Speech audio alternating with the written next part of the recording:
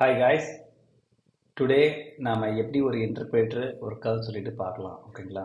So இங்கே பார்த்தீங்கன்னா நம்மக்கிட்ட ஒரு ஜாவா ஸ்கிரிப்ட் ப்ரோக்ராம் இருக்குது. ஸோ இங்கே பார்த்தீங்கன்னா ஒரு ஜஸ்ட்டு ஒரு ஹலோ வேர்ல்ட் பிரிண்ட் ஸ்டேட்மெண்ட் பண்ணியிருக்கோம். அடுத்தாக்கில் ஒரு லூப் ஸ்டேட்மெண்ட் வேறு இருக்குது ஓகேங்களா. ஸோ ஜாவா ஸ்கிரிப்ட் எங்கே யூஸ் பண்ணுவாங்கன்னா வெப் அப்ளிகேஷனில் யூஸ் பண்ணுவாங்க. So browser by default has Java script interpreter ஓகேங்களா. ஸோ அது மூலமாக அந்த ஜாவா ஸ்கிரிப்டை வந்து அவங்க லைன் பை லைனாக எக்ஸிக்யூட் பண்ணுவாங்க. ஸோ வாங்க நாம் இந்த ப்ரோக்ராமை எக்ஸிக்யூட் பண்ணலாம். ஸோ இப்போ பார்த்தீங்கன்னா இன்டர்பிரேட்டர் வந்து அந்த செகண்ட் லைனில் வந்து ட்ரான்ஸ்லேட் பண்ணி எக்ஸிக்யூட் பண்ண ரெடியாக இருக்குது.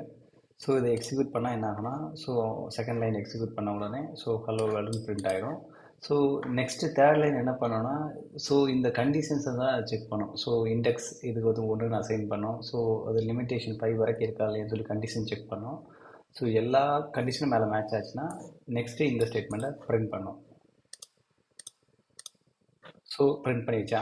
ஸோ அதே மாதிரி இந்த கண்டிஷன் ட்ரூவாக இருக்கிற வரைக்கும் இந்த loop statement will be executed.